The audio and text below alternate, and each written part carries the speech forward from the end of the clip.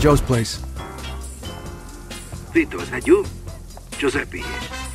I've been looking for you. So basically, the way we've done these scripted events is throughout our game is we know where the player is at any time, so we fill up the sort of the critical path and the main place, as well as there's some exploratory sort of events. Also, there's this event that we can actually interact with, where there's this prostitute, this girl that we actually know from before, and we could have just driven by and let her have to deal with that situation on our own, but what we did is we stepped in and sort of beat up this guy who's Hasna.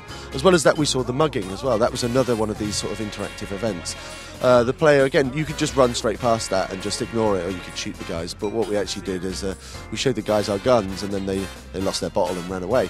So there's loads of these little nice sort of flavour colour events. Some of them are interactive, some of them not so much, but they're there just to help sort of boost the world, make it much more living.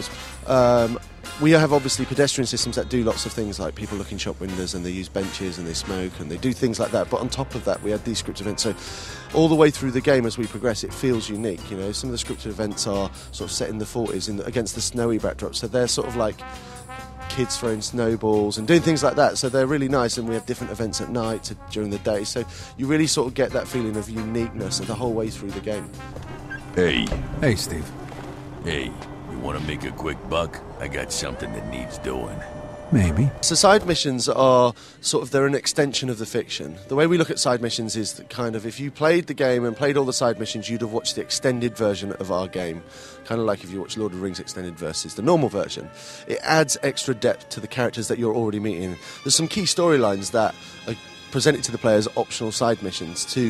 You get to see the motivation of these different characters, and it's a really nice thing. It fills in some of the gaps that maybe you don't get.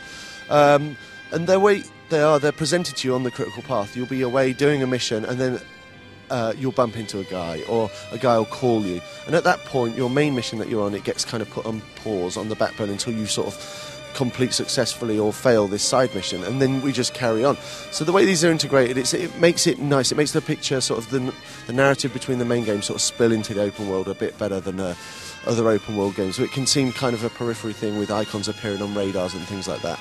So the game's coming on PC, 360 and PS3 for an early 2010 release. What's up, fellas? What, are you guys lost? Shut up and fork over all your dough before you get hurt. Is this enough?